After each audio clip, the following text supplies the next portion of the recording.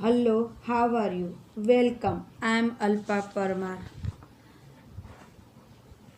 Today's our topic is factor of rate reaction. अगर rate reaction चल रही है, उसका रेट रिएक्शन हम लिख रहे हैं तो वो कौन से फैक्टर उसको अफेक्ट करते हैं वो देखना है। लास्ट टाइम हमने रेट ऑफ रिएक्शन को कैसे लिखते हैं और वो लिखा है, हमने सीखा है। आज हम उन पे अगर रिएक्शन हो रही है उसका रेट हम फाइंड कर रहे हैं तो उनसे उनके ऊपर कौन सा फैक्टर अफेक्ट करता है वो हमें आज देखना है।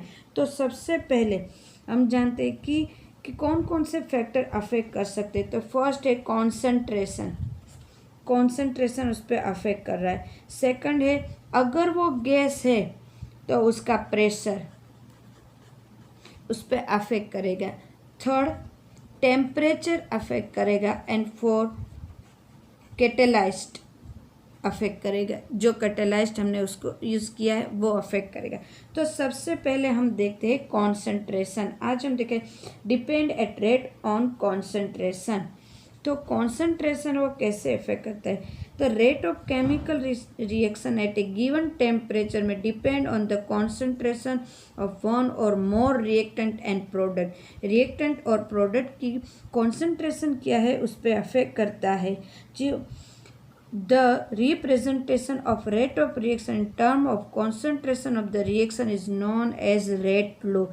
जो रेट ऑफ रिएक्शन को कॉन्सेंट्रेशन के बेस पे हम रिप्रेजेंट करते हैं उसको रेट लो कहते हैं। रेट लो, उसको हम रेट लो कहते हैं।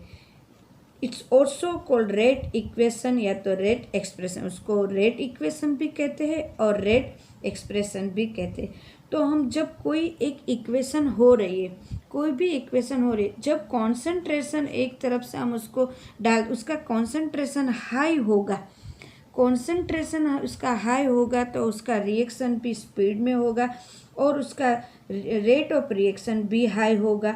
अगर कॉन्सेंट्रेशन डिक्रीज होता जा रहा है तो रेट ऑफ रिएक्शन भी डिक्रीज होती जा रही है और धीरे धीरे रिएक्शन भी स्लो होती जा रही है। तो रिएक्शन पे मतलब कोई भी रिएक्शन पे कॉन्सेंट्रेशन है वो डिपेंड उन पे अफेक्ट करता है, उन पे डिपेंड रहता है। बट कैसे डिपेंड रखता है, हमने कोई भी रिएक्शन लिखी है तो वो कॉन्सेंट्रेशन अगर उसको डबल करते हैं, 4 टाइम करते हैं, हाफ करते हैं, तो उस जो रिएक्शन हो रही है उन पे क्या अफेक्ट हो रहा है वो हमें देखना है। जैसे कि हमने एक उसको पहले कैसे लिखते हैं ये लेकर, मान लो ये एक रिएक्शन हो रही है, बस हमें तो ये पता चल गया कि उन पे अफेक्ट कर रही है। कॉन्सेंट्रेशन हाई है, कॉन्सेंट्रेशन बढ़ती जा रही है तो रेट हमारा ज़्यादा होता जा रहा है। कॉन्सेंट्रेशन कम होता जा रहा है तो रेट धीरे धीरे डिक्रीज होता जा रहा है और धीरे धीरे रिएक्शन स्लो होती जा रही है। मान लो हम ये एक रिएक्शन है, उसका रेट लिखना है। ये है आगे का स्टोइचियोमेट्रिक है, small A B C D है वो स्टोइचियोमेट्रिक है। जैसे कंपोनेंट ए कंपोनेंट बी दोनों एक दूसरे के साथ रिएक्ट करके प्रोडक्ट सी और डी मिल रही है। ए के ए मोल, बी के बी मोल, सी के सी मोल और डी के डी मोल, ये हमने लिखा है। तो उसका रेट अगर लिखना है तो रेट हम जानते हैं रिएक्टेंट पे डिपेंड है। तो rate is proportional to A and B. मान लो हमें ए और बी का ए बी सी डी स्टोइचियोमेट्रिक है, ए बी सी डी स्टोइचियोमेट्रिक है और एक्स और वाई क्या है हमें अभी पता नहीं। तो इसके एक्स और इसके वाई कंपोनेंट, मतलब इसके एक्स स्टोइचियोमेट्रिक और वाई बी के वाई स्टोइचियोमेट्रिक, जो इन पे अफेक्ट करते हैं वो एक्स और वाई क्या है तो कि इन पे अफेक्ट करते, जो कॉन्सेंट्रेशन पे अफेक्ट करते हैं वो स्टोइचियोमेट्रिक कोएफिशिएंट हमने दिखाया है। ओ ए और बी का एक्स और वाई, ए और बी का एक्स और वाई अफेक्ट कर रहे वो बड़े, तो हम ये प्रोपोर्शनल का निकाल देते। तो rate equal to K, K is equal to constant, rate constant a K x और बी के वाई मॉड, ये लिख लें। तो इसका डेरिवेटिव ले लेते हैं, डेरिवेटिव माइनस डी आर, क्योंकि रिएक्शन का ले रहे हैं रिएक्टेंट का, तो D R upon D equal to K A का एक्स और बी का वाई। तो rate law is expression in which reaction rate a given in term of molar concentration. Molar concentration ये दिखाता है।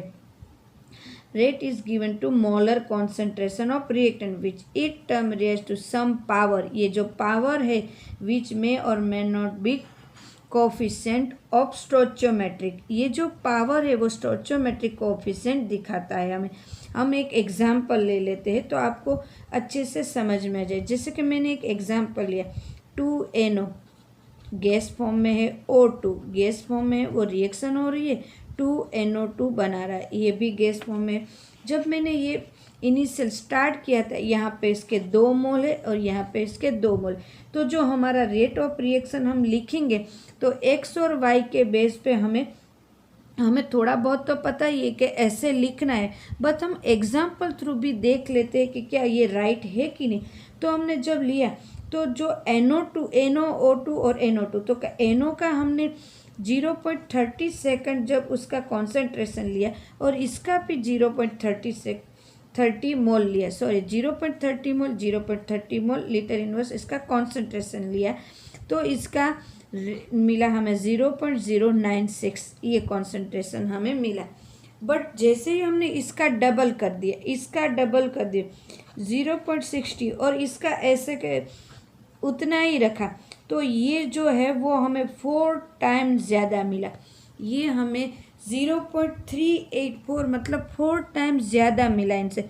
सिर्फ इसको डबल किया, मतलब ये तो पहले 2 डबल तो था, अब उससे भी डबल कर दिया, तो इसका हमें 4 टाइम ज़्यादा मिला।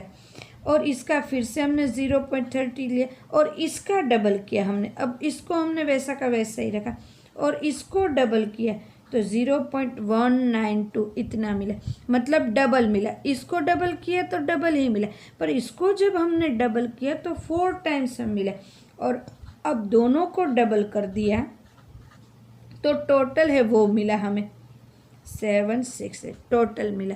तो ये जो है मतलब ये जो क्या बता रहा है, तो कि हमारा जो रेट है वो पावर पे ही डिपेंड है। जो हमारा कॉन्सेंट्रेशन जो हमने रिएक्टेंट लिए उसके जो स्टोइचियोमेट्रिक है, स्टोइचियोमेट्रिक मोल जो आगे लिखे 2 मोल्स, तो 2 मोल्स यहाँ पे पावर है, तो मतलब 4 टाइम्स बढ़ गया। वो पावर पे डिपेंड करते हैं, मतलब पावर से गिने जाएंगे, मल्टीप्लाई होंगे।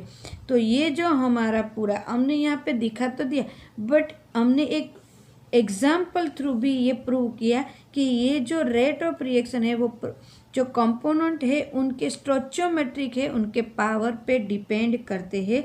तो पावर पे है तो इसका हम रेट कैसे लिखे, -dr upon dt equal to KNO² O2, ये कॉन्सेंट्रेशन हमें दिखाता है। तो इस तरह से हम किसी भी का कॉन्सेंट्रेशन, रेट ऑफ कॉन्सेंट्रेशन इस तरह से लिख सकते हैं और फाइंड कर सकते हैं। तो ये 1 मार्क्स में बहुत पूछे जाते हैं कि अगर इसका कॉन्सेंट्रेशन हाई कर दिया तो इसका क्या होगा, इसका हाई कर दिया तो ये क्या होगा। ये 1 मार्क्स में बहुत पूछते हैं और ऐसे एग्जाम्पल्स भी 2 मार्क्स में आते हैं। अब और है एक कि जैसे कॉन्सेंट्रेशन पे डिपेंड है, उसी तरह एक ऑर्डर ऑफ रिएक्शन है। ऑर्डर ऑफ रिएक्शन भी हम आज कर लेते हैं। What is order of reaction, order of reaction क्या कहते हैं, तो सम ऑफ पावर। तो पावर क्या है, मैंने जैसे अभी एक लिखा था, rate equal to K, A की x पावर B की y power, the sum of power, ये पावर को सम करते of the concentration of the reactants in the rate law express is called the order of that chemical reaction। मतलब जो ये x और y है, x plus y equal to order of reaction, ये order of reaction है। X और Y जो हम आगे स्टोइचियोमेट्री को काउंट करते, वो जो हमारा पावर है, पावर को हम रिएक्टेंट का पावर जो आता है उसको हम कैलकुलेट सम करेंगे तो this is the rate of order of reaction. 0 भी हो सकता है, 1 भी हो सकता है, 2, 3, कोई भी ऑर्डर ऑफ रिएक्शन हो सकता है। तो जैसे कि मैंने यहाँ पे लिखा है के रेट, एक कोई एक रिएक्शन है ऐसे के, इसका पावर 1 है और इसका पावर 1 है, तो हम x प्लस वाई, सो 1 + 1 = 2, तो power of reaction, order of reaction क्या होगा हमारा 2। तो this is order of reaction. ये 1 मार्क्स में ये भी पूछे जाते हैं ऑर्डर ऑफ रिएक्शन क्या है और इसको कैसे फाइंड करना है। तो आई होप स्टूडेंट आपको समझ में आ गया होगा कि ऑर्डर ऑफ रिएक्शन कैसे फाइंड करना है और कॉन्सेंट्रेशन पे कैसे डिपेंड रहते हैं, उसके स्टोइचियोमेट्री पे कैसे डिपेंड रहते हैं। Factor of rate of reaction, तो सबसे पहला कॉन्सेंट्रेशन हमने देख लिया कि कॉन्सेंट्रेशन पे कैसे डिपेंड रहते। तो कॉन्सेंट्रेशन है वो बढ़ते हैं, जैसे कॉन्सेंट्रेशन रिएक्टेंट की बढ़ाते हैं तो उसके स्टोइचियोमेट्रिक बेस पे पावर पे वो कैसे अफेक्ट करते हैं और कैसे बढ़ता है। सो आई होप स्टूडेंट ये एग्जाम्पल थ्रू आपको बहुत अच्छे से समझ में आ गया होगा। Thank you student.